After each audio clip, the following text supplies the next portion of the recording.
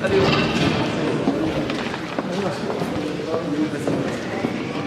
souhaite la bienvenue à Colmar. Si vous êtes présents ce soir, c'est que vous êtes conscient du déclin de la France. Vous venez écouter des personnes qui ont simplement du bon sens et des propositions concrètes. Je suis heureux d'accueillir ce soir la Fédération et je remercie tous ceux qui sont membres de la Fédération du Haut-Rhin pour le travail qu'ils ont accompli jusque-là. Je suis heureux d'accueillir ce soir Bruno Nord, qui est le président du CNIP.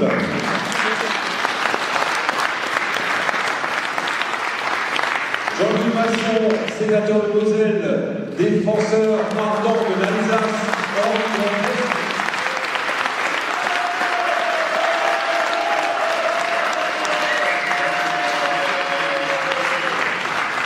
Catherine Daman, qui a bien voulu venir dans son costume qu'elle a chez elle, le costume traditionnel alsacien.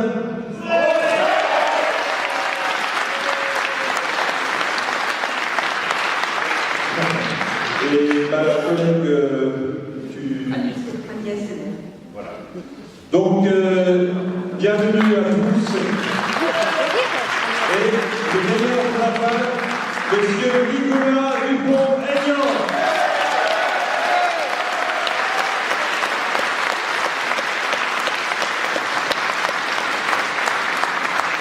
Je cède la parole à Jean-Louis Masson.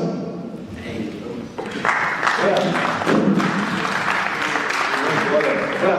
Alors, chers amis alsaciens, chers amis lorrains, parce qu'il y a aussi des lorrains que je tiens à saluer, et à remercier d'être venus d'avoir fait le marché. Puis, j'ai vu des amis aussi de la Haute-Saône, d'autres départements, de quelques autres départements tout autour.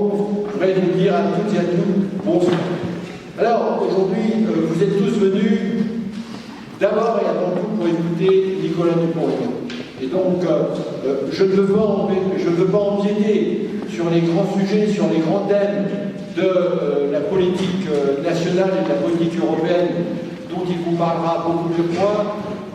Pour ma part, vous savez très bien quel est mon engagement au service dans un axe de justice sociale, mais aussi pour défendre nos valeurs, parce que comme je le dis toujours, il n'est absolument pas normal qu'une veuve d'agriculteur ou une personne retraitée qui a travaillé toute sa vie touche moins d'argent actuellement que dans certains cas, l'argent qu'on donne à une famille de personnes qui viennent d'arriver de tel ou tel pays d'Afrique et qui nous pose ensuite un certain nombre de problèmes.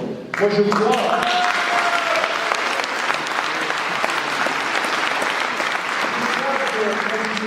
Au niveau de la défense des intérêts de la France en Europe, dans une logique d'Europe des nations, où chacun se respecte, mais où personne ne va décider ce que doit faire le pays voisin. Et ce n'est pas ce qui se passe actuellement, parce que nous ne sommes pas dans une Europe des nations. Monsieur Macron décide qu'il va donner des sous à la Pologne. Monsieur Macron décide qu'il va donner des sous à l'Italie. Eh bien, cette Europe-là, je n'en veux pas. C'est aux Italiens de décider de ce qu'ils font chez eux, c'est aux Polonais de décider de ce qu'ils font chez eux, et ça doit être aux Français de décider ce que nous faisons chez nous, et ce ne sont pas les voisins, que ce soit nos voisins allemands, nos voisins espagnols ou autres, qui viennent décider chez nous. Bravo. Mais ce soir, je vais vous dire quelques mots plus locaux. Pour moi, c'est une journée très importante parce que, d'une part, j'accompagnais Nicolas Dupont-Aignan avec notre ami Bruno Nord, président national du CNI. C'est important aussi parce que je retrouve des gens que je vois sur Facebook. Alors, j'en ai vu qui ont fait des photos avec moi tout à l'heure. Notre Alsacienne qui est vraiment très représentative de l'identité alsacienne. Et c'est donc, je crois qu'il faut dire quelques mots sur les problèmes du territoire.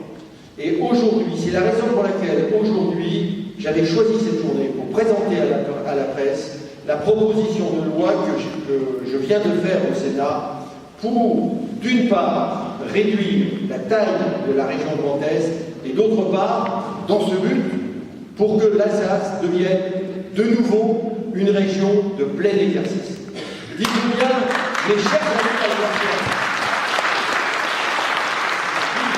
mes chers amis alsaciens, que M. Macron essaye de vous vendre une collectivité européenne d'Alsace, en fait, il vous vend de la poudre aux yeux, parce que M. Ratner, le président du Grand Est, ne lâchera jamais une compétence de la région au profit de la collectivité européenne d'Alsace. Eh bien, on vous fait croire, pour gagner du temps, M. Macron joue la montre, on vous fait croire que cette collectivité européenne d'Alsace va vous permettre de retrouver une identité. Et ce qui m'avait frappé, c'est que ceux qui avaient applaudi des deux mains, c'était en fait ceux qui étaient vraiment contre l'identité alsacienne, contre le fait que l'Alsace redevienne une vraie région. Eh bien, moi je le dis, il n'y a pas 36 solutions, et j'en ai parlé avec certains parlementaires alsaciens cette semaine en commission des lois du Sénat. Il n'y a pas 36 solutions. Quand M. Macron va faire présenter au Sénat et à l'Assemblée nationale sa proposition de loi sur la collectivité européenne d'Alsace, il faut que nous allions plus loin, il faut que nous fassions en sorte, que nous fassions un amendement pour que l'Alsace redevienne en totalité une vraie région qui soit amenée à défendre ses propres intérêts, à défendre sa vision de l'organisation de son territoire, pour que l'Alsace ne soit plus à la remorque et sous les fourches codines du Grand Est. Ah, je le dis, comme je le pense, le Grand Est, c'est la chienlit. Ah, c'est quelque chose qui est très grand, 2 fois grand comme la Belgique. C'est quelque chose qui sera désastreux parce que, je dirais, il n'y a aucune proximité dans la gestion. Et honnêtement, je viens en Alsace ici pour vous passer ce message, mais je regrette aussi que certains élus alsaciens, et notamment le président du conseil régional, aient par le passé fait des pétitions avec 50 000 signatures d'Alsaciens qui l'ont cru, pour que l'Alsace reste l'Alsace, et maintenant qu'il est président de la région Grand Est, il ne veut surtout pas que l'Alsace redevienne l'Alsace.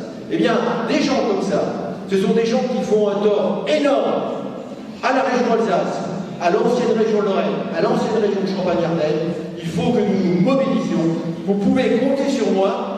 Depuis que cette réforme a été faite, et à l'époque où elle a été faite, j'étais monté au créneau au Sénat pour me battre contre cette réforme. Il faut qu'on revienne en arrière et compter sur moi, compter sur Nicolas Dupont-Aignan à l'Assemblée nationale. Nous ferons tout notre possible pour redonner aux Alsaciens le pouvoir de décider ce que doit être et ce que doit faire la région Alsace. Alors je vous souhaite à toutes et à tous une bonne soirée. Je vois qu'il y a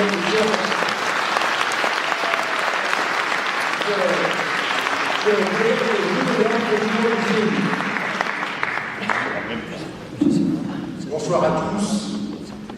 C'est un moment pour moi assez particulier, un moment d'émotion, parce que ça fait longtemps que je fais la politique, mais rares ont été les occasions où l'Alsacien de souche que je suis a pu venir en Alsace faire de la politique.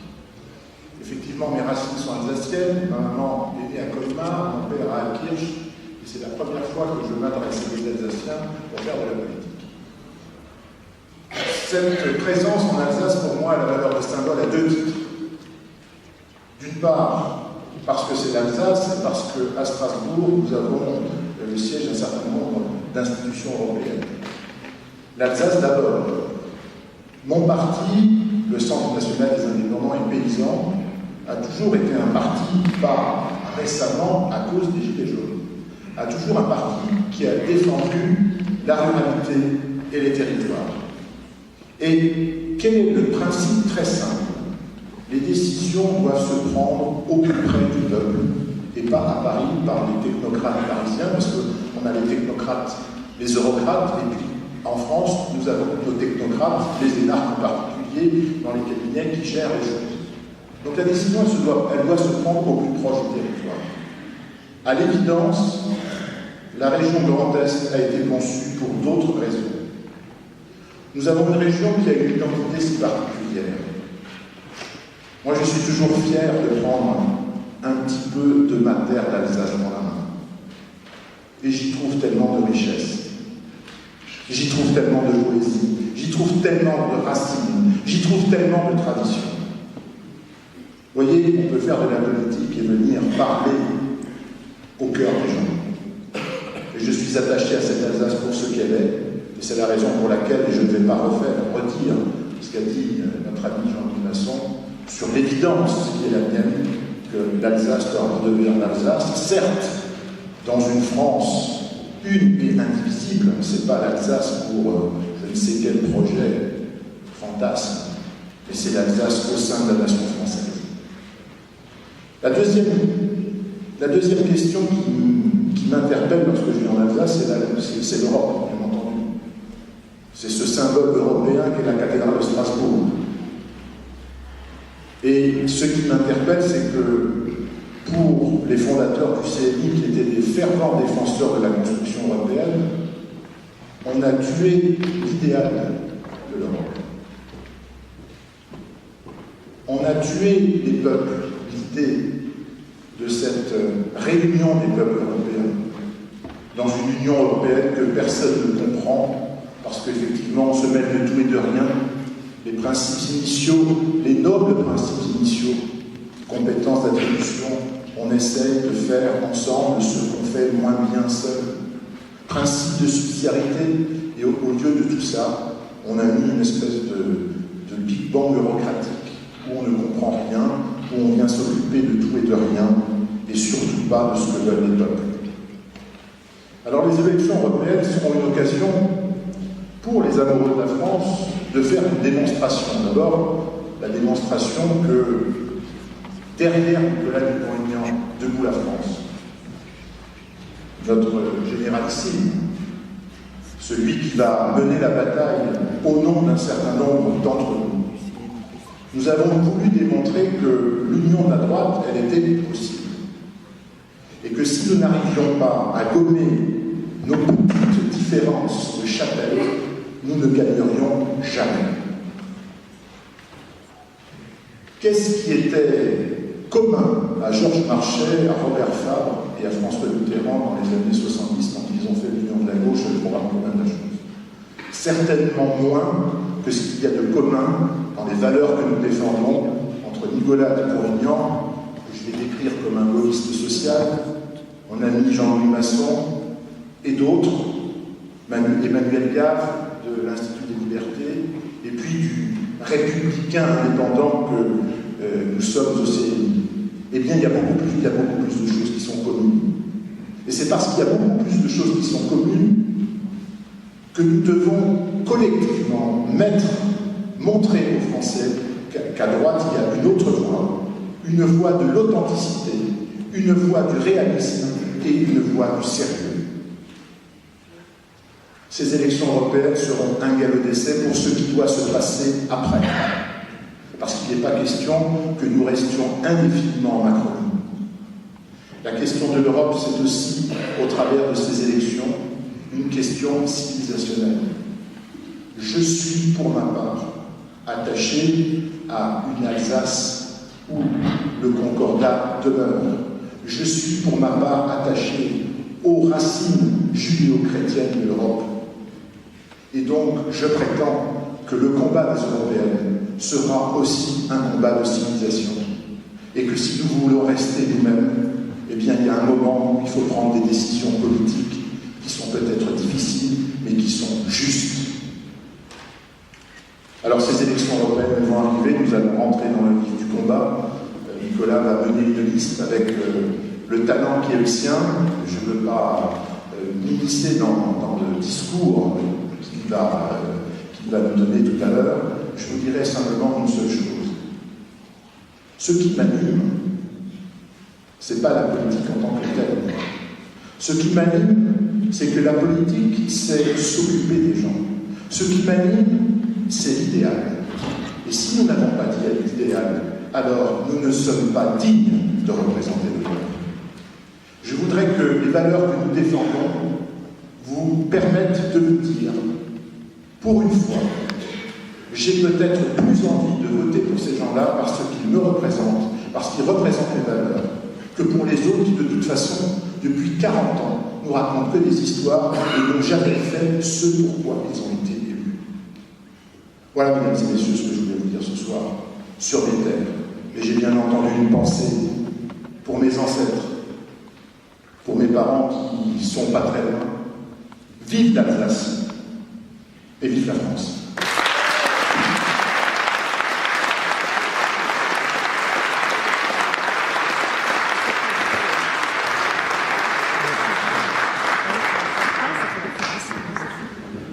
Très bien. Mais écoutez, après ces paroles, qu'est-ce que je peux ajouter? Je voudrais d'abord vous remercier l'Alsace. On m'a dit en Alsace, vous arrivez à l'heure. Alors je suis arrivé à 19h02, et puis on a attendu l'Alsace, et c'est pas de votre faute, c'est qu'il y avait des embouteillages et il y avait un accident. Donc j'étais assez content parce que j'avais peur d'être pris en faute, et c'est pas moi qui vous devais attendre, et heureusement d'ailleurs, parce qu'ils sont arrivés en même temps, donc heureusement qu'on vous attend tous, et c'est pas un reproche du tout. Je vous remercie d'être là. Mais c'est vrai que je salue nos collègues maires, je salue les membres des fédérations, Agnès de la Moselle, pas lointaine, Lorraine, Jean-Louis, Pascal, et l'immense travail qu'il fait pour toute la France. Je suis heureux d'être là parce que c'est vrai, cette phrase est un peu banale, désolé, mais ça fait un certain nombre d'années qu'on essaye, nous la France, de faire de la politique autrement. Ça veut dire quoi la politique autrement? Cela veut dire que c'est servir le pays et pas se servir. Cela veut dire que c'est mettre en accord ses convictions et ses actes. Cela veut dire qu'on n'est rien et que le peuple est tout. Cela veut dire qu'on est là pour défendre l'intérêt général. Et l'intérêt général, le bien commun, il va d'ailleurs entre nous au-delà de la droite, au-delà de la gauche. C'est la question de la France. C'est la question des Français. Dans ma vie, j'ai été maire 22 ans, et ça a été d'ailleurs un grand déchirement de ne plus être maire. Chaque année, à la cérémonie des vœux, je venais, et puis après chaque élection, et je disais à mes concitoyens, est-ce que vous avez le sentiment, est-ce que nous avons le sentiment, les élus, de vous rendre la ville en meilleur état qu'on l'a eu l'année d'avant? Est-ce qu'on vous rend la ville en meilleur état qu'on l'a eu il y a 6 ans, quand vous nous avez élus? Et je vous demande juste de répondre à cette question. Est-ce que vous avez le sentiment que notre ville est en meilleur état qu'il y a 6 ans? Et ce qui fut ma joie comme maire, et qui est mon désespoir, je vous le dis franchement comme Français, c'est qu'à chaque élection présidentielle, on a tous, qu'on soit de gauche, de droite, et d'ailleurs, qu'on soit alsacien, j'étais à Saint-Denis, La Réunion il y a 3 jours, qu'on soit breton, qu'on soit francilien, qu'on soit parisien, si vous faites un sondage, 99,9% des Français vous diront qu'à chaque élection présidentielle, la France est dans un état pire qu'elle l'était 5 ans avant. Ça, c'est une réalité, c'est objectif. Alors après, on peut se déchirer et se diviser sur les raisons de cela. Mais c'est quand même extravagant de se dire que ça fait plusieurs quinquennats qu'à chaque fois le pays décline. Et à force de décliner, les Français souffrent. Je vois certains gilets jaunes au loin, et si j'ai soutenu leur mouvement, bien qu'ils soient de différentes couleurs politiques, et je ne cherche pas à le récupérer, c'est parce que ce réveil des Français à travers les gilets jaunes, moi, m'a réjoui. Je me suis dit, enfin, les Français se réveillent. Enfin, ils réagissent. Peut-être pas comme je le voudrais, peut-être pas avec les propositions que je voudrais, mais qu'importe. Enfin, le peuple français se lève. Et j'ai vu sur le péage de la Barque, près d'Aix-en-Provence, je revenais du meeting qu'on avait fait à Toulon. Je ne sais plus quand c'était, le 13 novembre, je crois. Et à minuit, je me suis arrêté sur ce péage. Il y avait un barrage des Gilets jaunes, et j'ai été discuter avec eux. Et puis le lendemain, à Arles, j'étais sur les ronds-points. Et puis à Auxerre, et puis etc. Sans presse. Pas besoin de la presse. Sans personne. Je n'étais pas là pour montrer les gilets jaunes, c'est pas la question. J'étais là, d'abord pour essayer de les comprendre, de les entendre, et de voir si je ressentais la même chose qu'eux. Et à chaque fois, j'étais impressionné, je vous le dis très sincèrement, impressionné par la maturité de leur jugement, par leur lucidité, par leur franchise, par leur sérieux.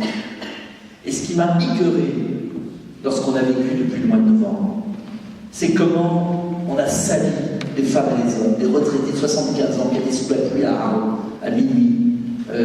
Comment on a sali des femmes et des hommes, des Françaises et des Français, qui simplement voulaient vivre dignement de leur travail, veulent toujours vivre dignement de leur travail.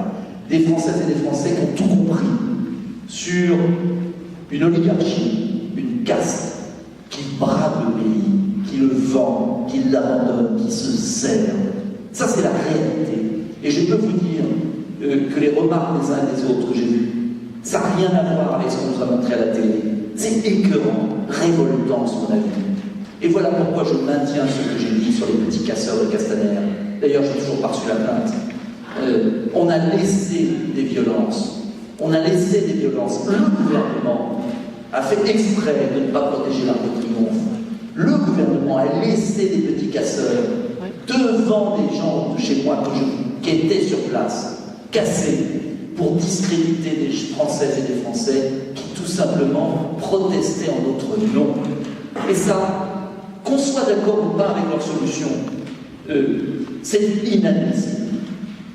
Et ce qui nous révolte le plus dans la situation du pays aujourd'hui, c'est qu'un président de la République devrait être là, et c'est pourquoi j'avais été candidat à la présidentielle 2 fois, pour réconcilier les Français, pour les rassembler, pour leur donner un horizon, pour leur donner une vision, comme le capitaine d'un bateau dit, on va aller là, et tout l'équipage, on va se mettre sur le pont et on va bosser.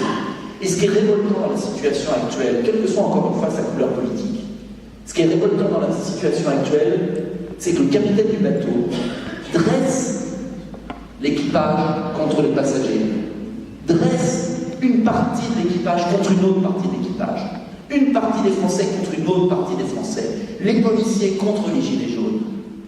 C'est inadmissible ce qui se passe. Réveillons-nous, c'est scandaleux ce qui se passe. Ne tombez pas dans le piège du gouvernement. Parce que quand le capitaine du bateau divise les membres du bateau, eh bien le bateau il va nulle part, il coule. Et son seul objectif c'est de rester capitaine. Mais si le bateau va nulle part, s'il y a une mutinerie à bord, qu'est-ce qu'on fait? Voilà la situation d'aujourd'hui. Alors vous allez me dire quel rapport avec l'Europe? Quel rapport avec votre venue ici? Le rapport est très simple. C'est que s'il y a la crise des gilets jaunes aujourd'hui en France, la crise du pouvoir d'achat, la crise de l'emploi, la crise de la dignité démocratique, la crise de la dignité démocratique, on vote à chaque élection et ça c'est rare. S'il y a cette crise, c'est parce qu'on a construit une Europe qui tue la nation française, qui détruit notre modèle républicain social.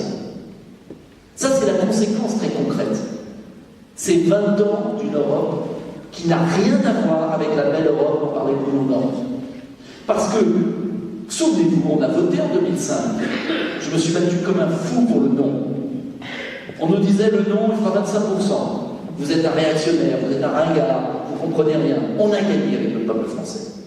Et j'ai quitté l'UMP quand Nicolas Sarkozy est revenu sur le non en faisant adopter par le Parlement, ce que les Français avaient refusé par le référendum.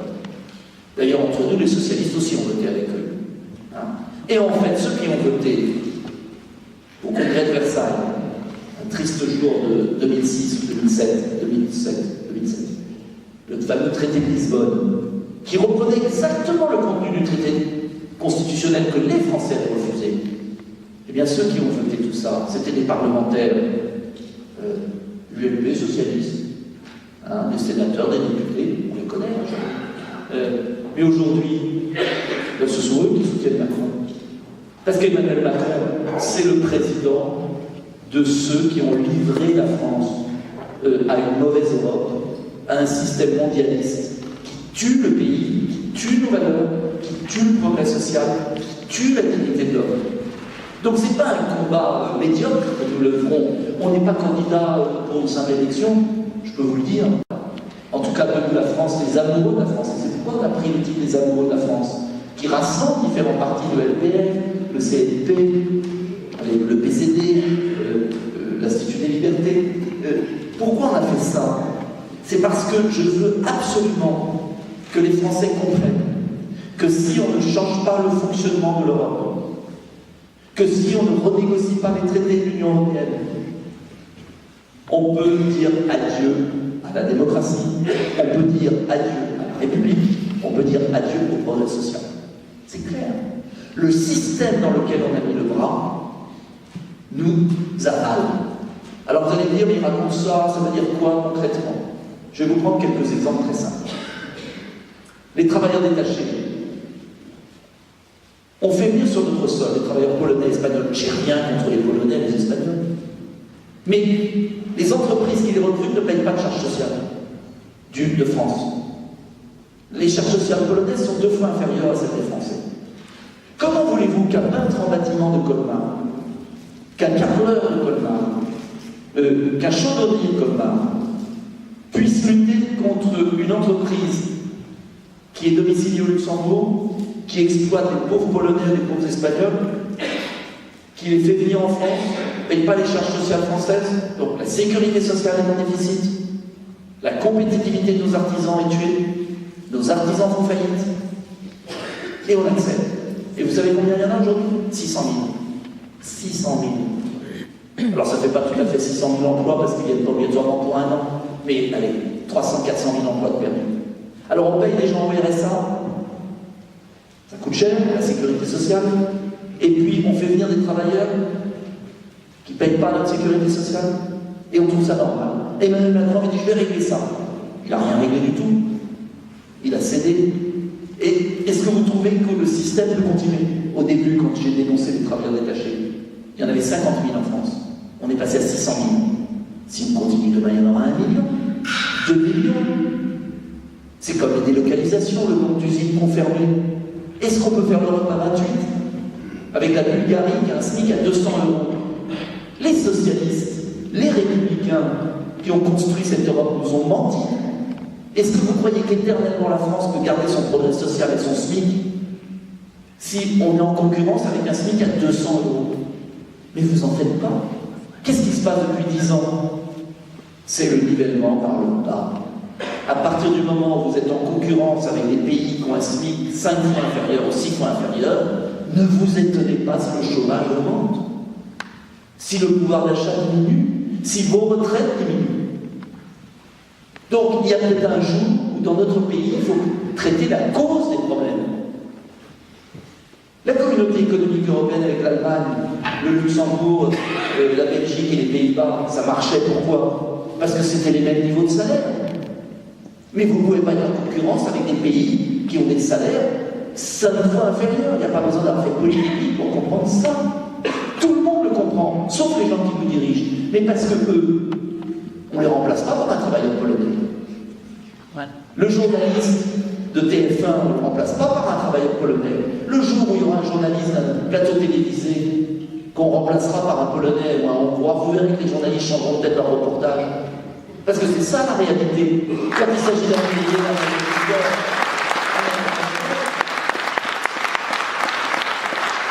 c'est ça qui est scandaleux dans notre société. Et pourquoi les gens sont révoltés? C'est parce qu'ils le voient. Je vais vous donner un autre exemple. Les agriculteurs. Nos agriculteurs sont en train de crever. Nos producteurs de lait, etc. On nous dit, M. Macron a signé l'accord avec le Canada. Ce qui fait rentrer des tonnes de viande canadiennes qui peuvent utiliser des produits chimiques qui sont interdits pour nos éleveurs. Et puis en ce moment, on est en train de négocier un accord avec l'Amérique du Sud.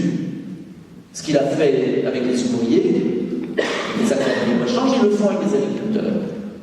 Alors là aussi, c'est de la concurrence déloyale. Ils ont des produits chimiques autorisés, nous on n'a pas autorisé. Alors on nous dit qu'il faut protéger l'environnement, mais on fait consommer de la viande bourrée d'hormones. C'est curieux. Bon. Alors, quand je dis ça, on va dire, mais on ne peut rien faire, c'est la mondialisation. C'est la mondialisation. Hein? Vous êtes un horrible protectionniste, vous êtes un réactionnaire, vous êtes un ringard.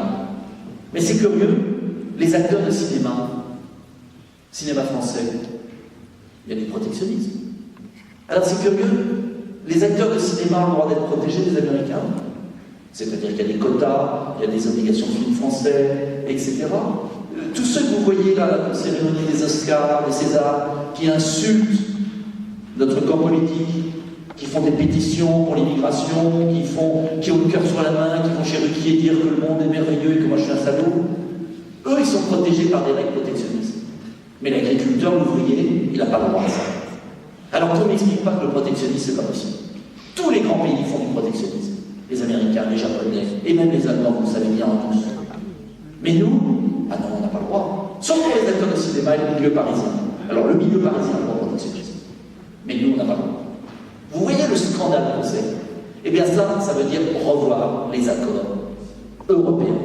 Je vais vous donner un troisième exemple, je vais être trop long, parce qu'après j'aurai quelques questions, c'est plus simple. Troisième exemple, l'immigration. L'immigration, c'est quand même pas piquer des verres, là aussi. Qui est-ce qui a ouvert les frontières, qui a supprimé les frontières? Ce sont les socialistes, et c'est l'UMP. Et à chaque élection européenne, je regardais leur européenne profession de foi 2014, 2009, 2004, 1999, toujours les mêmes discours. Ah, il faut l'Europe qui protège. Ah oui, oui, l'Europe qu'on a ne marche pas, mais on va refaire l'Europe qui protège. J'ai revu, il y avait la pétition de la profession de foi de l'UMP avec Barnier, l'Europe qui protège. Les socialistes, l'Europe sociale. Ah, en parole, oui, ils sont très forts. Mais ce sont eux qui ont signé toutes les suppressions de frontières. Ce sont eux qui votent à Strasbourg, pas loin d'ici, M. Hortefeux, qui passe sa vie à dire qu'on est le diable. M. Hortefeux, il a voté tous les accords qui ouvrent à l'immigration. Et M. Ruquier, il a été ministre des Affaires européennes quand on a supprimé les visas pour l'Albanie et la Bosnie. M. Ruquier, qui dit des choses très justes, il dit comme nous souvent. Mais il a fait exactement l'inverse quand il était au pouvoir. Et après, il s'étonne que les Français aient envie de voter pour eux. Mais vous n'êtes pas con, moi non plus. Il y a un moment où on ne peut pas continuer sur l'immigration à avoir des discours, je dirais, de protection du pays, et puis des actes d'ouverture. Alors moi, je vous dis très clairement, même sur des zones frontalières, on doit contrôler nos frontières. Ça ne veut pas dire qu'on va mettre un mur sur le Rhin. Avec des systèmes modernes, on peut tout à fait laisser les frontaliers travailler. Très bien la Moselle. D'ailleurs, ils sont très doués pour nous inventer tout ce qu'il faut pour contrôler électroniquement des passages. Simplement, il faut pouvoir arrêter certaines voitures, il faut pouvoir fouiller les coffres, il faut pouvoir empêcher le trafic d'armes, les trafics de drogue. Donc, c'est pas incompatible, je le dis, parce que souvent, quand je viens dans des zones frontalières, on me dit « Ah là là, c'est horrible, il va remettre un mur ». Non, mais on va pouvoir contrôler qui rentre chez soi. Et je vais vous donner un exemple. C'est comme une copropriété. Et j'insiste là-dessus. L'Europe, pour moi, c'est comme un immeuble. Est-ce qu'il y en a qui vivent en immeuble? Qui vit en immeuble, dans un immeuble? Bon, vous vivez tous dans un pavillon, non, quand même pas. Bon. Alors, si vous vivez dans un immeuble, d'accord, c'est riche. Bon, mais vous habitez dans un immeuble. Qu'est-ce qu'a fait l'Union européenne? Qu'est-ce qu'ils ont fait? C'est très simple. Ils ont supprimé les portes de votre appartement. Ils ont dit, il n'y a plus de porte à l'appartement, on est tous ensemble, c'est formidable. C'est plus simple, quand tu veux aller chercher le sel chez ta voisine, il n'y a pas de porte. Bon. Donc vous voyagez comme si on passait notre vie entre nous, à passer notre vie à voyager. Malheureusement, on ne passe pas notre vie dans les aéroports. On n'en a pas les moyens. Donc, allez, ils ont supprimé les portes des appartements. Et puis, ils n'ont pas mis une porte avec un immeuble. Il n'y a toujours pas de code à l'immeuble, parce qu'ils n'ont pas pensé à contrôler les frontières européennes. C'est quand même extraordinaire, on supprime les portes des appartements, mais on ne met pas la porte à l'immeuble. Et puis on s'étonne après qu'il y ait des attentats, on s'étonne qu'il y ait de la délinquance, on s'étonne qu'il y ait des mafias, on s'étonne que ça ne marche pas. Et quand on ose dire, je voudrais peut-être que les gens ne s'installent pas dans mon appartement, mangent dans mon frigidaire, kidnappent ma fille, etc. Ah non, mais t'es un fasciste. C'est le monde à l'envers. C'est le monde à l'envers, moi je vous le dis. Donc qu'est-ce que je propose? Qu'on remette des portes à l'appartement. Est-ce que ça interdit de s'occuper de la frontière de l'immeuble, c'est-à-dire de la porte de l'immeuble? Non. On peut avoir un double coque. La porte à l'immeuble, c'est-à-dire une coopération européenne, et puis une porte à l'appartement adaptée. On est en face de l'Allemagne, on coopère avec l'Allemagne, et puis on circule. Il ne s'agit pas de mettre des murs. Il s'agit d'arrêter avec ce laxisme général. Deuxièmement, il faut supprimer les aides sociales pendant 5 ans. Quand un étranger arrive sur le sol français, il travaille, ils contribuent à la sécurité sociale.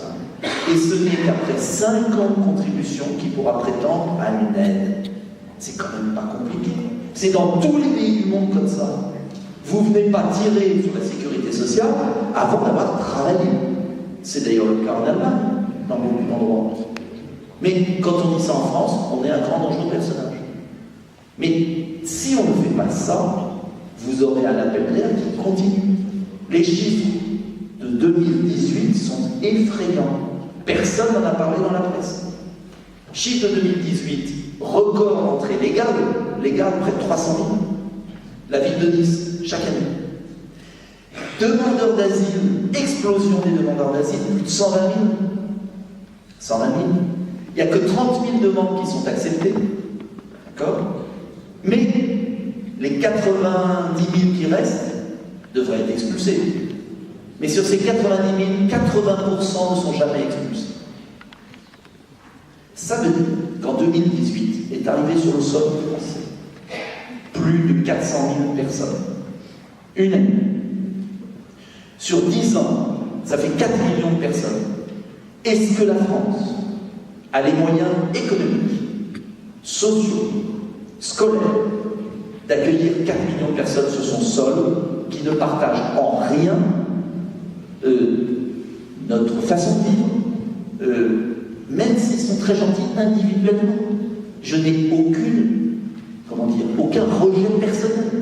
Je dis simplement qu'un pays qui accepte 4 millions de personnes en 10 ans sur son sol, alors même qu'il a 6 millions de chômeurs, un endettement de 2000 milliards, un système budgétaire en faillite, est un pays de fou furieux.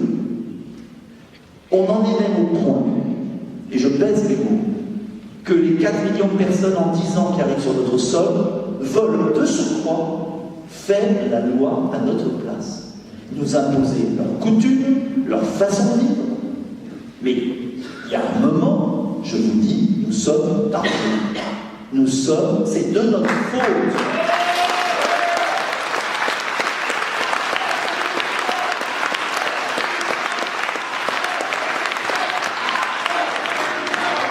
Et je maintiens cela. Et je crois que c'est l'enjeu des années futures de remettre des règles européennes qui permettent à chaque nation de gérer ses flux migratoires. Ce n'est pas à Mme Merkel de décider de l'immigration française. Car quand elle accepte 1,5 million de personnes sur son sol, elle n'en garde qu'une partie, ceux qu'elle prend pour travailler, et elle nous renvoie ceux qui veulent des aides sociales. C'est ça la réalité.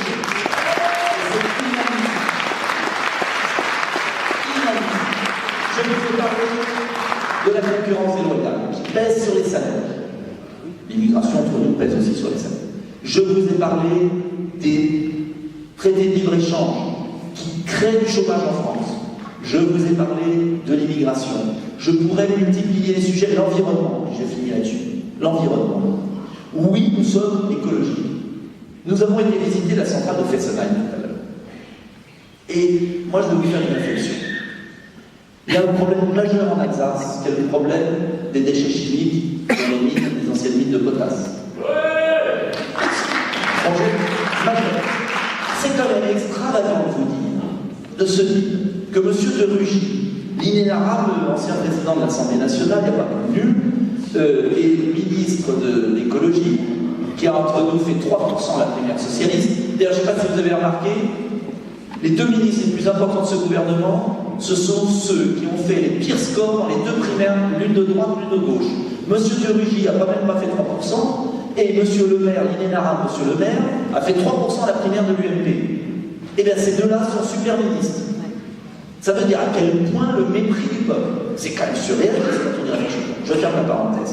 Monsieur de Rugy, l'inénarrable ministre de l'Environnement, qui vient fermer Fessenheim, qui ne pose aucun problème écologique, qui est la centrale la plus sûre, l'une des plus sûres de France, et en même temps n'a pas d'argent pour enlever les déchets chimiques qui menacent la nappe phréatique des Alsaciens. C'est ahurissant ce qui se passe. C'est ahurissant. Alors, on va gaspiller des centaines de millions d'euros, si c'est pas 1 milliard d'euros, à fermer Fessenheim. Mais on n'a pas d'argent pour traiter un problème écologique majeur. C'est fou. Si on sait très bien ce qu'il faut faire, et Jean-Louis Masson aurait pu vous en parler, c'est un spécialiste et on sait ce qu'il faut faire. Il y a des déchets qu'on peut enlever déjà. Pas tout, c'est vrai, on n'a pas la solution pour tous les déchets chimiques, mais on en a une partie. Et il faut le faire d'urgence. Là, il y a le feu. Et ça nous parle d'écologie. Ça nous parle d'écologie toute la journée, et ça ne traite pas le problème du CO2, parce que hier, je regardais la carte, et ça, vous devez regarder. Il y a un site internet qui s'appelle Electricity Map, en anglais, c'est énervant. Moi qui défends la langue française, c'est passé comme ça. Et ce site internet, vous pouvez regarder rentrer chez vous, il vous met l'émission de carbone de la production électrique des différents pays en Europe. Et hier, à 23h37, je regardais, c'est à l'instant réel, eh bien on s'apercevait que la France, avec ses centrales nucléaires, envoyait 6 fois moins de carbone, 6 fois moins de carbone pour la production électrique française que l'Allemagne, et 10 ou 12 fois moins que la Pologne. Et après, on nous dit que c'est nous qui ne sommes pas écologiques. Donc il y a un moment, moi j'accepte tout, mais je veux de la rigueur. Pourquoi il faut changer l'Europe aussi? Qui décide des normes? C'est des comités Théodule agités par des lobbies, 20 000 lobbyistes qui achètent les gens à Bruxelles et à Strasbourg. Et nous, si on veut aller à Bruxelles et à Strasbourg, c'est parce qu'on est intègre et que nous, on ne nous achètera pas. Et on veut mettre fin à ce système pourri qui fait que des produits dangereux sont toujours autorisés par l'Europe et qu'en même temps, on parle d'écologie toute la journée. Alors, il faut absolument éviter ça, c'est-à-dire, si on veut vraiment l'écologie, il faut envoyer à Bruxelles et à Strasbourg des gens incorruptibles, des gens qui ne sont pas dans la main des lobbies. Et c'est très important pour la suite. J'ai été trop long. Mais pourquoi je veux vous dire tout ça? C'est parce que l'Europe, c'est notre vie quotidienne. Parce que si on laisse des commissaires qui ne sont pas élus, des banquiers centraux qui ne sont pas élus, des juges qui ne sont pas élus, diriger nos vies, faire nos lois, ne pas contrôler nos frontières, jouer le dumping social, le dumping fiscal, je n'ai même pas parlé de ça encore, ces entreprises qui ne payent pas d'impôts et qui vont s'installer aux Pays-Bas, en Irlande, au Luxembourg, qui payent 0 impôt. Airbnb gère 500 000 logements français. D'accord? Airbnb, le site de location, a 500 000 logements français chaque année qui passent par lui. 500 000 locations. Enfin, pas 500 000 locations, il y a plus, puisqu'il y a plusieurs personnes chaque semaine. 500 000 logements. Airbnb a payé à l'État français 160 000 euros d'impôts en 2018. C'est-à-dire 30 centimes d'impôts par logement loué. 30 centimes. Starbucks Café n'a rien payé. Et les petits cafetiers de nos villages sont accablés de charges sociales et d'impôts. Voilà le fonctionnement de l'Europe. Et on nous dit l'Europe c'est magnifique. Eh bien, c'est pas l'Europe que j'aime. Et moi je veux qu'on renégocie tous les traités. On dénonce les traités. Mais c'est notre différence avec l'autre. On ne dit pas qu'on n'est pas européen, on ne laisse pas la France toute seule. On renégocie les traités. Et on reconstruit une Europe des nations et des projets. Ça veut dire quoi? Ça veut dire que les frontières, ça veut dire que le budget, ça veut dire que les lois reviennent au niveau national. Les normes, c'est du niveau national. Et chacun fait ce qu'il veut chez soi, dans son pays. En revanche, l'Europe doit nous permettre de faire ce qu'on ne sait pas faire seul. Et c'est là où l'Europe que j'aime. C'est l'Europe qu'avait fait le général de Gaulle avec Adenauer. C'est l'Europe des coopérations. C'est l'Europe d'Airbus. C'est l'Europe d'Ariane. Ils n'ont pas fait Airbus à 28 pays. Ils ont fait Airbus à 3 ou 4 pays. Ils n'ont pas fait Ariane au début à 25 pays.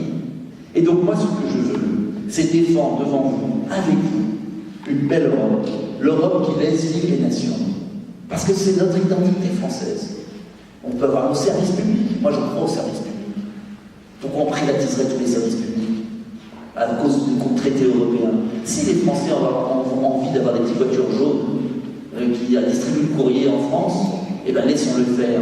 Si on a envie d'avoir EDF, moi je suis pour un EDF public 100%, si on veut avoir une SNCF qui ne soit pas sur la logique du marché, qui défend les trains, c'est notre droit. On n'a pas à subir l'Europe là-dessus. En revanche, chacun vit comme il veut, gère comme il veut, mais en revanche, on doit bâtir des projets d'avenir pour peser face à la Chine et face aux États-Unis. Ça veut dire quoi? Ça veut dire un géant numérique européen, qu'on ne dépend pas d'Amazon, de Google et des autres. Cela veut dire une lutte contre le cancer, un beau programme de recherche contre le cancer avec nos amis allemands, qui ont une grosse industrie pharmaceutique. Cela veut dire une lutte contre la maladie d'Alzheimer. Cela veut dire l'invention du panneau solaire de demain, l'invention de la voiture propre de demain, de la batterie électrique, de l'hydrogène. Cela veut dire un plan pour l'Afrique, car il faut bien sûr développer l'Afrique si on veut que les Africains y restent. Donc, moi je vous propose tout simplement, comme une copropriété, que le syndic de l'immeuble il soit remis à sa place, que le syndic de l'immeuble il nous coûte beaucoup moins cher, que le syndic de l'immeuble ne s'occupe pas de la moquette de mon appartement, de la porte de mon appartement, mais qu'il s'occupe des parties communes, de l'antenne de télé, du jardin, de la culture. En un mot, il faut remettre l'Europe à sa place. Je veux une France respectée et une Europe utile.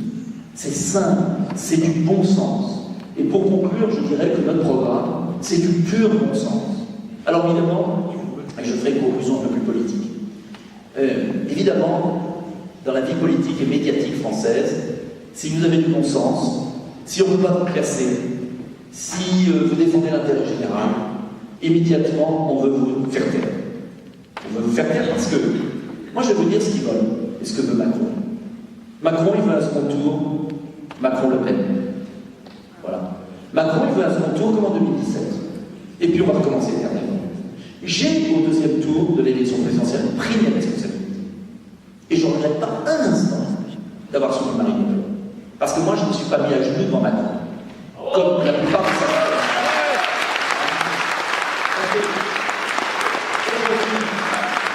Aujourd'hui, je vois tous gueuler contre Macron. Mais les syndicalistes, ils étaient où d'ailleurs? Ils sont toujours disparus, ils sont toujours cachés. Ils ne sont pas venus nous soutenir, les Gilets jaunes. Parce que si les syndicalistes avaient voulu soutenir les Gilets jaunes, je peux vous dire qu'on gagnait le combat tout de suite. Il suffisait de bloquer la France avec les syndicats. Ce sont les syndicalistes français, pas ceux sur le terrain, leur chef, bien sûr.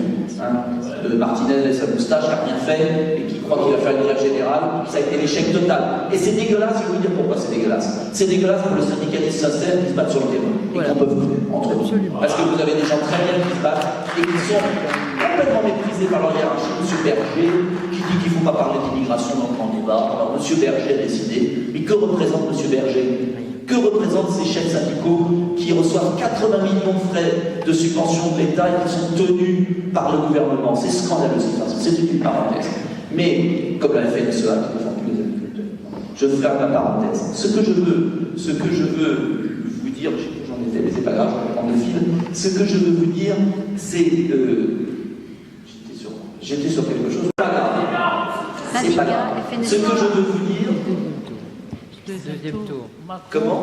Oui, le deuxième tour, là, je reviens.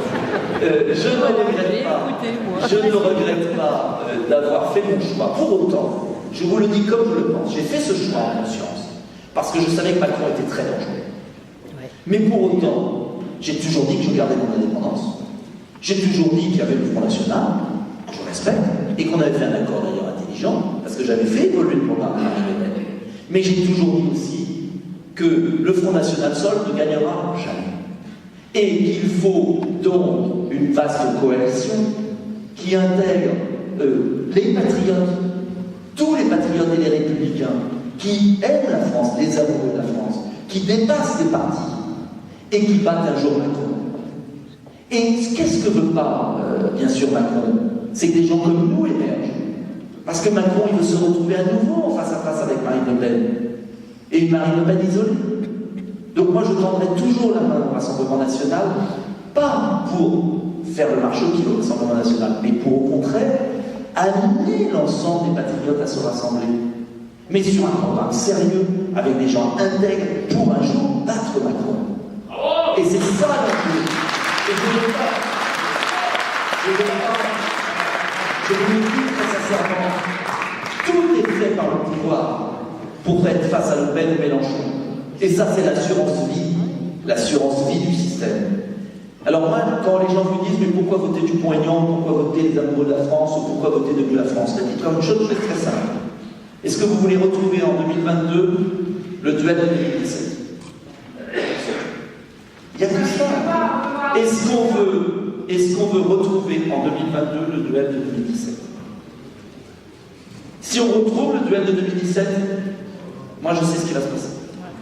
Et donc, je ferai tout pour qu'on évite ça. Et c'est pourquoi, si vous voulez nous aider, on a besoin aux élections européennes d'être le plus fort possible. Car aux élections européennes, on peut battre les républicains, on peut progresser considérablement. C'est l'enjeu. Le vote est libre. C'est un scrutin à un tour. Vous pouvez voter sans vote utile. Il n'y a pas la question du second tour, il n'y a pas la question. C'est un vote simple. Que vous votiez Rassemblement National, Debout la France, ça fera le même effet. Il n'y a pas de prime au gros. Ce qui veut dire que le petit peut devenir plus grand. Et c'est très important pour nous. Parce que si vous voulez éviter un duel 2017 en 2022, il faut qu'une coalition, une union, une disunion comme la nôtre, eh bien, bouleverse le jeu politique. Et ce sera la condition de la victoire. Non pas pour écraser le Rassemblement National ou les Républicains, mais pour les forcer à travailler tous ensemble, pour pouvoir un jour gagner. Nous sommes les seuls de la compétition globale. Sinon, vous retrouverez avec leur boutique. Monsieur Wauquiez, il veut sa boutique. Monsieur Wauquiez, il ne veut pas travailler avec Madame Le Pen. Ah non, il ne veut pas lui parler. Moi j'ai expliqué à Monsieur Wauquiez, je lui ai dit, il y a 10 500 000 Français qui ont voté Marine Le Pen au deuxième tour, et vous ne voulez pas nous parler. Est-ce que vous croyez que c'est un avenir pour un parti et qu'il va arriver à quelque chose? Ah non, je veux ma boutique, ma boutique, ma boutique, ma boutique. Marine Le Pen, je lui ai dit franchement, je lui ai dit on devrait faire une liste d'union. Ah non, il faut que ce soit Rassemblement National, Rassemblement National. Bon bah alors chacun sa boutique. Mais est-ce que M. Wauquiez va gagner seul? Non. Est-ce que Mme Le Pen va gagner seul? Non. On gagnera tous ensemble ou on perdra tous ensemble et il y aura éternellement Macron et sa bande qui vendent la France par morceaux et qui appauvrissent les Français et qui maintenant leur tapent dessus. Eh bien moi je ne veux pas ça. C'est tout. Alors après les Français choisiront, mais aux Européennes, il y aura une belle liste avec des gens intègres, sérieux, compétents. Je sais que c'est moins flamboyant, il y a moins de paillettes. C'est vrai qu'avec nous il y a moins de paillettes. Il n'y a pas de papier cadeau. Je suis désolé. Voilà, moi ma femme elle n'a pas envie de poser en maillot de bain sur la plage comme Brigitte. Mais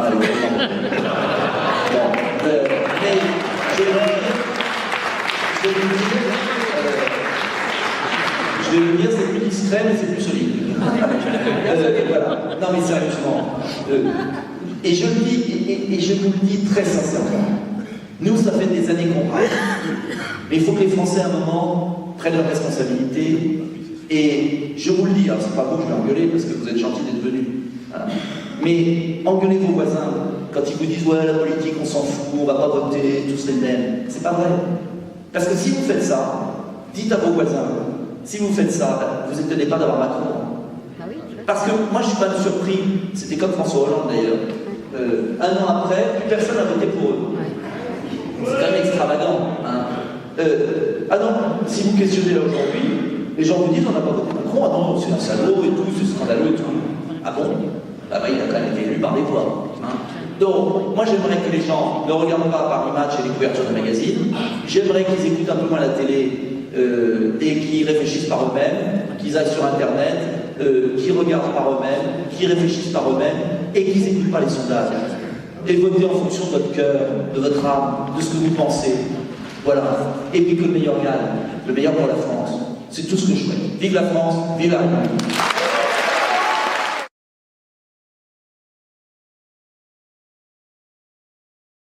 Yolande, gilet jaune châtenois. Bonsoir. Bonsoir. Voilà, vous avez fait un bilan de tout ce qui ne va pas, et je pense que très peu d'entre vous ne seront pas d'accord avec ça. Maintenant, où sont les solutions? Qu'est-ce que vous proposez comme solution? C'est ça qui nous intéresse, les solutions. Pas les problèmes, on les connaît, mais les solutions. Très bien, je vais vous répondre là-dessus. Autre question. On va grouper. Micro. Ouais, j'ai de la voix, Alors allez-y. Jean-Claude. Vous dites il faut changer les règlements européens, il faut que la France se dégage. Mais on est prisonnier de l'Europe. On a signé des accords. On ne peut pas en sortir sans l'unanimité. Alors, c'est bien beau de dire on va changer certains règlements, certains aspects qui nous intéressent, nous, Français, et si on ne trouve pas 27 autres qui sont d'accord avec nous, on ne pourra rien faire. Je vais vous répondre. Troisième question. Et puis vous répondez. Oui, bonjour. Vous avez dit qu'il y avait 2 000 milliards d'euros de dette. On arrive à peu près à 100% d'endettement. Il y a 3 ans, M. Guillaume Sarlat, inspecteur des finances, avait écrit un livre remarquable pour sortir du libéralisme à la française. Vous nous proposez une dette perpétuelle, à savoir qu'on continue de payer les intérêts, on ne paye pas le capital. Et c'est quelque chose qui est tout à fait réalisable. Donc, comment vous positionnez-vous vis-à-vis du problème de la dette? Très bien. Alors, il y a beaucoup de questions. La question violente. J'ai répondu, j'ai parlé d'abord initialement de l'Europe, parce que c'est le verrou principal.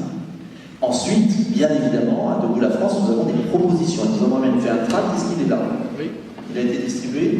Sur les chaises. Il est sur les chaises? Alors, si vous pouvez me le passer, si quelqu'un peut me le passer, parce que moi je prends à l'écrit. Alors, vous ouvrirez le papier, la tête reposée quand vous serez chez vous, et à l'intérieur, j'ai voulu, avec toute mon équipe, qu'on soit précis, justement, et ce tract a été fait pour répondre à la crise des Gilets jaunes en disant, c'est bien de dire bravo, mais qu'est-ce qu'on propose? Et on propose ce qu'il y a là. Voilà. Alors vous le lirez attentivement, je ne vais pas tout lire, mais je vais vous donner un résumé. Il y a 12 mesures. 12 mesures. Et ces 12 mesures, il y a d'abord une mesure de pouvoir d'achat. Et après, je vais vous dire, ce qui est intéressant dans ce document, ce n'est pas les 12 mesures. C'est comment on les finance. Parce qu'on est les seuls, sur la place politique, qui avons osé publier un programme avec des mesures de soutien au pouvoir d'achat, mais que je finance avec des économies qui vont avec. Parce que c'est tellement facile de déverser l'argent, c'est le nôtre. Hein? Les 12 mesures, grosso modo, pour résumer. Première mesure, il faut rétablir la justice du pouvoir d'achat. Ça veut dire quoi? Ça veut dire réindexer les pensions de retraite sur l'inflation et les prestations familiales. Le scandale d'Emmanuel Macron, c'est que chaque année, il vous vole, vous retraités, vous familles, il vous vole les 2% d'inflation. Or, 2% par 2%, à la fin d'un quinquennat, ça fait 10%. C'est du vol. Jamais un gouvernement n'a osé faire ça depuis la Seconde Guerre mondiale. Tous les gouvernements ont respecté le pacte avec les retraités. C'est-à-dire que la retraite augmentait du niveau de vie et même des salaires. Admettons le niveau d'inflation. C'est la première fois qu'un gouvernement spolie les retraités. Et je ne parle même pas de la hausse de la CSG. Hausse de la CSG, des indexations sur l'inflation. Nous proposons de rétablir ce qui est dû aux retraités français. Deuxième point, nous proposons une baisse de CSG pour tous les salariés. Vous allez me dire, c'est pas beaucoup, mais ça coûte beaucoup d'argent. 3% tout de suite. Ce qui fera 3% de hausse du pouvoir d'achat immédiat pour tous les salariés, jusqu'à un niveau, bien sûr, qu'il faut délimiter, mais ça représenterait, par exemple, 440 € en moyenne par an, 44 € par mois, pour les salariés. Les propositions que vous avez là-dessus, en fait, ce sont les revendications des Gilets jaunes. Bah, c'était des propositions qu'on avait avant. Ça, c'est au niveau national. Oui. Là, on parle des européennes. Comment vous allez faire pour imposer ce que vous avez dit tout à l'heure du principe des règles? Eh bien, je vais vous dire, c'est la question de monsieur. Oui. Un petit pays comme la France, au milieu de 27 pays européens. Ah. Comment vous allez faire? Parce que, alors je vais vous répondre. Madame, vous m'aviez posé les questions sur nos mesures. Pardonnez-moi d'être plus précis, et je vais vous répondre. Les mesures qu'il y a là, ce n'est pas toutes les mesures des Gilets jaunes. Il y en a qu'on n'a pas retenues. Parce que là, moi, j'ai pris les mesures de Debout la France depuis un certain temps. C'était avant même la crise des Gilets jaunes. C'était les mesures, si vous relisez mon programme présidentiel, relisez-le, il est sur Internet, vous verrez que la quasi-totalité de ce qu'il y a là, on l'avait déjà proposé avant. Simplement, moi, je suis honnête avec vous, je mets aussi les économies qui vont avec. Économie sur l'immigration, économie sur l'Union européenne, économie sur le train de vie de l'État, et puis les recettes nouvelles, en allant chercher l'argent des multinationales qui trichent avec toutes les règles du jeu. Ça, c'est le premier point. Je vous réponds sur ce. Si vous lisez un tract que j'ai sorti sur notre page en Châtenois, vous allez trouver toutes les solutions que vous préconisez. Eh bien alors, je suis content. Ça montre bien qu'on était en avance sur la protestation sociale, parce que c'est ce que je propose. Simplement, la différence avec les autres, et beaucoup de partis, c'est qu'eux ne disent jamais comment ils vont financer. Or, si on est au pouvoir, ce que je souhaite un jour, grâce à vous, il faudra être franc et dire comment on finance. Et nous sommes les seuls à l'avoir dit, vous lirez ça tranquillement. Maintenant, madame, comme monsieur, vous posez la question, comment? Notamment au plan européen. Eh bien moi, madame, la France n'est pas un petit pays. C'est là la grande différence, entre nous peut-être. La France n'est pas un petit pays. La France est la France, 5e puissance mondiale. Et je vais vous dire une chose. Comme madame Merkel a stoppé le programme nucléaire allemand, elle n'a pas voulu voir le président français pour lui demander l'autorisation. Quand elle a accepté 1 500 000 migrants sur son sol au mépris de toutes les règles européennes, elle n'est pas venue voir le président français. Quand Mme Thatcher a récupéré ses milliards de livres, elle a fait la crise et elle a obtenu satisfaction. Quand le général de Gaulle a créé la politique agricole commune, il y avait l'opposition de tous les pays d'Europe. Il a fait la politique de la chaise vide. Oui. 1966, c'est-à-dire que la France a dit maintenant basta, je m'en vais. Et je reviendrai quand on cédera. La France, désolé, c'est pas le Luxembourg, les Pays-Bas, la Belgique, la Slovaquie et tous ces petits pays. C'est un grand pays. Sans la France, il n'y a pas d'Europe. Le problème, c'est qu'on a aliéné les Français. On leur a fait croire qu'ils étaient un petit pays, qu'ils étaient rien du tout, qu'ils comptaient pas, qu'ils étaient nuls, etc. Alors moi, je vous le dis très clairement, et je l'avais dit à l'élection présidentielle, si j'étais élu président, je prendrais 4 mesures dans la journée. Rétablissement du contrôle aux frontières, immédiat. Schengen l'autorise de toute façon de manière temporaire. Suppression de l'exonération de charges sociales pour les travailleurs détachés. 2e mesure, immédiate. 3e mesure, taxation d'office des multinationales au mépris du droit européen. Au mépris immédiatement. Et 4e mesure, je ne me souviens plus laquelle c'était, mais vous en souviendrez peut-être, Jean-Philippe, il y en avait une 4e. Qu'importe. Ce que je veux dire, c'est que le jour où la France va à Bruxelles et dit maintenant ça suffit, non seulement les autres ne pourront rien faire, mais de surcroît, vous aurez le soutien de quantité de pays. Car la grande différence avec 2005, c'est qu'en 2005, quand on a dit non au référendum, nous étions les seuls avec les Hollandais. Il y avait 2 pays qui avaient voté non. Aujourd'hui, des gens qui pensent comme nous sont au pouvoir en Italie, en Hongrie, en Pologne, au Danemark, en Finlande, en Autriche, etc. Et moi, j'ai été rencontrer tous ces gens-là. J'ai été en Italie secrètement, c'est-à-dire que je ne l'ai pas dit publiquement, et j'ai rencontré des membres du gouvernement, pour être franc. Je ne peux pas dire lesquels, mais des très connus. Et on a discuté avec l'un de ces membres très connus pendant 2 heures, dans un appartement secret. Pourquoi? Parce qu'il ne voulait pas que ça sache maintenant. Et on a beaucoup parlé, et on a beaucoup sympathisé. Et j'ai été estomaqué, effaré. Et je me suis dit, mais c'est dingue ce qui se passe. C'est que j'avais en face de moi un homme qui a le pouvoir en Italie, qui pense exactement comme nous. Et qui m'expliquait qu'il se trouvait face à Macron et Merkel, qui bloquaient tout, et que Macron était le caniche de Mme Merkel. Le caniche de Mme Merkel. Et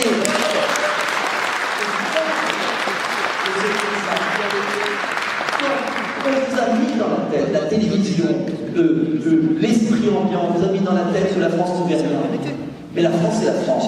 Et je peux vous dire que si la France demain dit on met fin au travail détaché comme il est, il aura le soutien de plein de pays. Et il aura en plus le soutien des peuples. Car les gilets jaunes français, il y a les mêmes en Italie, il y a les mêmes en Allemagne, qui souffrent comme des martyrs de la situation allemande, de la baisse des salaires. Il y a les mêmes dans tous les pays. Et le génie de la France, justement, en 1789, en 1848 et autres périodes, c'est les Français qui ont fait bouger l'Europe. Alors il y a un moment, il faut sortir de nos charentaises. Et il faut dire à nos partenaires, c'est comme ça qu'on se tire. Vous avez déjà eu la Grande-Bretagne, vous voulez que ça recommence avec la France? Mais ils ne peuvent plus rien sans nous. L'Allemagne a un excédent commercial colossal sur la France et l'Italie. Le jour où la France et l'Italie disent à la Merkel qu'elle n'en joue plus, elle est morte. Parce que l'excédent commercial allemand, il est fait sur la France et l'Italie. Comme vous allez voir, elle va céder face à l'Angleterre parce qu'ils vendent leur BMW, leur Mercedes en Angleterre. Comme elle va céder face à Trump parce qu'elle vend ses voitures aux États-Unis. Donc il faut que les Français arrêtent ce sentiment de culpabilité. Alors en revanche, je vais le faire avec vous. Je ne vais pas vous dire qu'on obtient d'insatisfaction sur tout. On va faire un bras de fer, une négociation. Et cette négociation, elle aboutira ou elle n'aboutira pas. Si elle aboutit, on refondera l'Europe. Si elle n'aboutit pas, on s'en ira. Et on reconstruira avec les pays qui veulent. Je peux vous dire que j'ai vu les Britanniques. Les Britanniques n'avaient pas envie de sortir de l'Europe au départ. Pourquoi ils en sont arrivés là? C'est parce que l'Europe a tout fait pour qu'ils s'en aillent, notamment sur le contrôle migratoire, sur les millions de Polonais, de Roumains qui sont arrivés en Angleterre et qui ont déstabilisé tout le marché du travail. Si le Brexit est passé, c'est parce que les ouvriers anglais ne pouvaient plus vivre de leur travail et qu'il y a eu des millions de personnes qui sont arrivées et qu'on fait une pression sur les salaires. Donc, on s'en sortira tous ensemble. Mais la France a une parole à donner. En revanche, attention, et c'est ma différence parfois avec le programme du Rassemblement national. Il ne s'agit pas de dire on va tout balader. Moi, je ne viens pas dire à Mme Merkel je suis contre l'Europe. Je vais dire à Mme Merkel la France ne joue plus ce jeu. On reprend sur les bases solides. Et c'est la France. Et on n'est pas un paillasson. Et vous verrez qu'avec les Italiens et beaucoup d'autres, on y arrivera. Simplement, il faut le vouloir. Mais si on ne le veut pas, et que dès le départ on ne peut pas. Dernier point sur le plan international dernier point, il y a un micro qui circule et qui a fait problème. Si vous pouvez reprendre le micro. Dernier point. Les traités internationaux, c'est monsieur. On peut toujours rompre un accord international. Sinon, il n'y a plus de souveraineté des peuples. Et ça, c'est une différence fondamentale. Monsieur Juncker, Premier ministre, ancien Premier ministre et président de la Commission, estime qu'il n'y a pas de démocratie possible contre les traités. Mais ça veut dire qu'il n'y a plus de démocratie. Une femme peut divorcer de son mari. Un homme peut divorcer de sa femme. Il n'y a pas de traité intangible. Dans le droit international, on peut rompre. Il n'y a pas besoin des 27, de l'accord des 27, je suis désolé. Je suis désolé. Les Anglais ont voté le Brexit, ils s'en vont. Point barre. Il n'y a pas. Arrêtez de croire que vous êtes prisonnier. Sinon, vous n'êtes plus un peuple libre. Vous n'êtes plus en démocratie. C'est tout. Nous sommes en démocratie.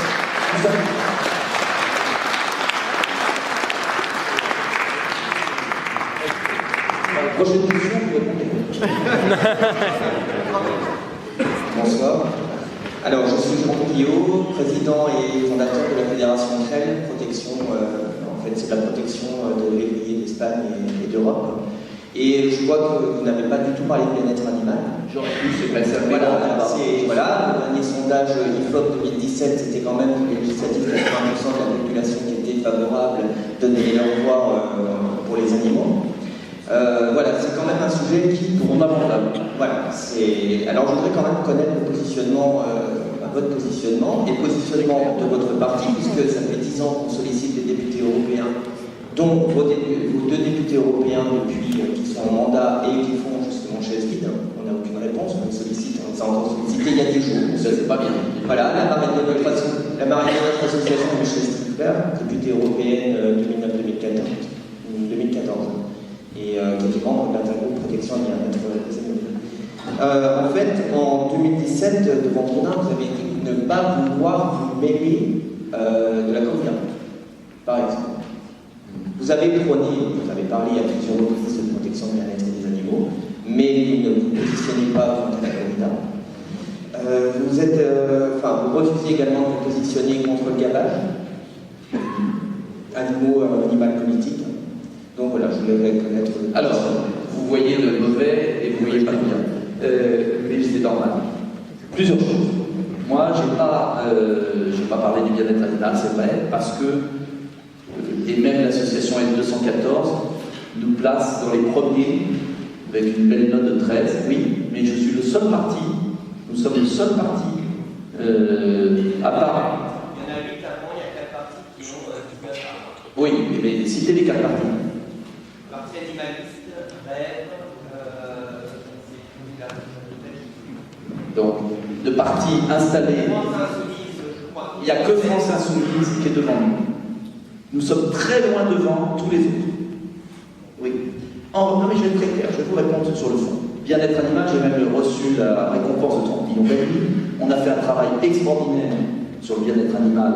J'ai fait des propositions de loi, vous savez, sur la viande de cheval. Donc, je ne veux pas me mettre en valeur, mais on a fait beaucoup sur le bien-être animal. Et d'ailleurs, même L214 le reconnaît en nous plaçant avec une note au-dessus de la moyenne, qui n'est pas, parce que je ne vais pas, je suis très franc avec vous, je ne vais pas sur tous les sujets, c'est vrai. Et je pense que, notamment sur le gavage des oies, je pense qu'il y a toute une tradition dans le sud-ouest et qu'on peut améliorer les choses sans obligatoirement aller à l'extrémité. Voilà. Donc, il y a des dossier par dossier, nous agissons.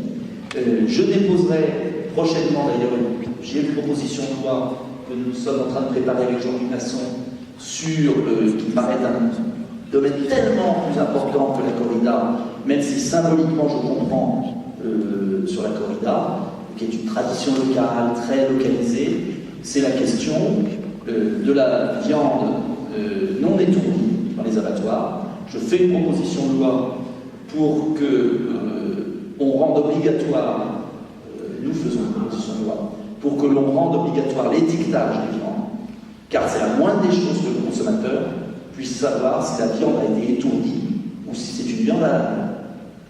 En Ile-de-France, au jour d'aujourd'hui, 80% des viandes consommées sont des viandes à l'âne, parce que les abattoirs ne font pas l'effort d'étourdir les animaux avant la mort, ce qui fait qu'ils sont dans des souffrances abominables, et là, ce sont des dizaines de milliers de bêtes, des centaines de milliers de bêtes chaque année. Donc, ce sont des choses sur le broyage des poussins, j'ai déposé des actions, et honnêtement, on a fait déjà beaucoup. Peut-être que je n'ai pas été au maximum sur la corrida, le gavage des oies, vous avez raison. Parce que je pense qu'il y a aussi des traditions locales et qu'il faut, plus par la pédagogie, arriver à faire évoluer les esprits, même si moi personnellement ça me choque, faire évoluer les esprits et aller déjà sur des grands dossiers. Je suis le seul à avoir déposé des propositions de loi sur les refuges.